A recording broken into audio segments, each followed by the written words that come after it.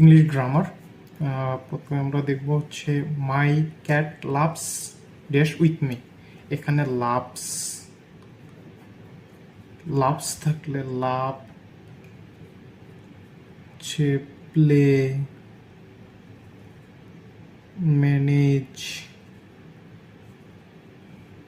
এরকম ভার্বগুলি থাকলে তারপর হচ্ছে এই ভার্বগুলির সাথে অবশ্যই এখানে বি ওয়ান ফর্ম হবে প্লাস আইএনজি হবে, অথবা ভার্ব টু প্লাস ভার্ব হবে। এখানে দুটি আনসার হতে পারে, টু প্লে অথবা প্লেইং।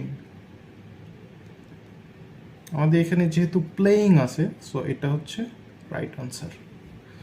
হচ্ছে ইটস ড্যাশ অ্যানিমাল, এখানে এ আছে, আমরা জানি এ